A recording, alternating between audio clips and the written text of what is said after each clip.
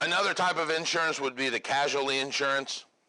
Casualty takes over things like glass breakage or theft, someone you don't know. And then there's one more type of insurance called a surety bond.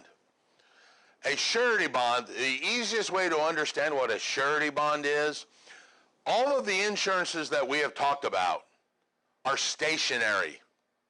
My liability insurance covers you while you are inside of my unit.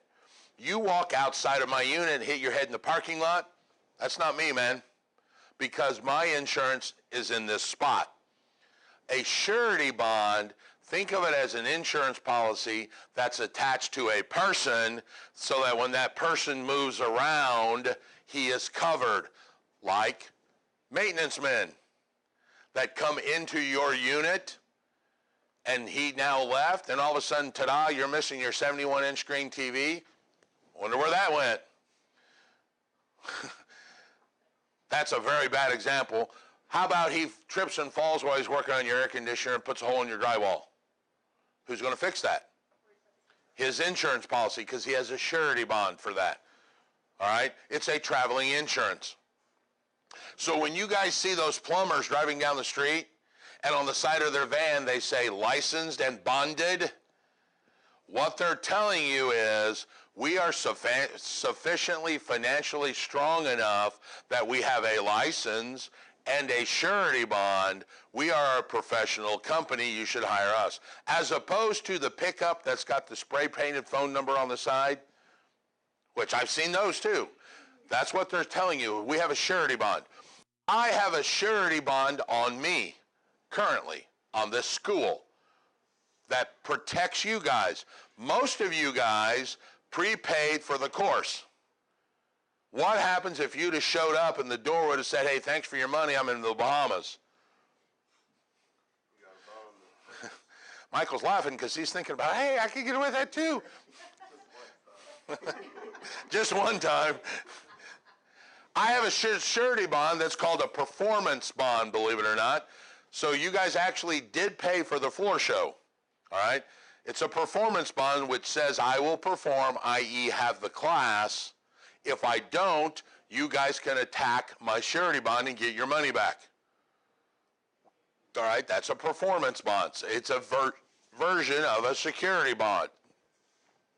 So all of those others cover the building, cover the business, cover the person, are stationary. Then you have a surety bond, which would go to people that are transient that come into your house, plumbers, maintenance men, guys like that. So as a property management company, you may have to get a surety bond on your maintenance guys that go into your clients' rentals so they don't do something accidentally, put a hole in the drywall, forget to attach the water hose and you flooded the basement. You think I'd pick that out of the air for no reason? You've been there. Oh, I forgot to attach the hose on the humidifier. And it just kept pouring out into the basement till he had his own little koi fish wading pond down there, about an inch deep. All right? If you have multiple policies, which almost all of them are now anyway, you have what's called a multi-peril policy. It's there in the book. It's a word you ought to know, multi-peril. And you do that because, like I just explained, those insurances are all designed for a specific use. Fire and hazard insurance will not help your medical bills if you fall and hit your head in here. So you almost always have to have a multi-peril because you got one for the building, one for the business, one for the person, one for the theft. All of those go together. And when a homeowner says, I've got homeowner's insurance, which is in your pity payment, what that is it is a multi-peril policy which covers the structure and liability, so you're all that, all right? Now, insurances claims get paid out. And there's two types of ways to pay out the insurance claim. There's a cash policy and a replacement policy. We've talked about this once before. The replacement policy pays to replace the value of the property, what it is currently now. The cash policy takes into consideration the depreciation of the item. I paid $500 for it 2 years ago.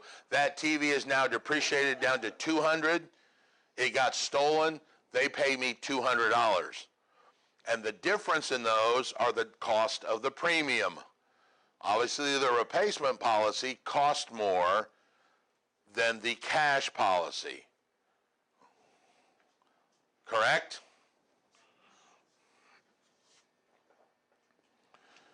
Are there any questions about property management? Property management is the practical application of leasing, and we dealt with leases last class. We dealt with property management this year class. It is a specialized field. Do not assume that because I'm the world's best real estate broker in the world that I can open another company and be a property manager, because there are completely different things. All right? You still deal with the same concepts. You still got ADA issues, you got fair housing issues, and all of that. But the way you manage people are completely different than the way you broker. Any questions? Are we good? All right, see you next class.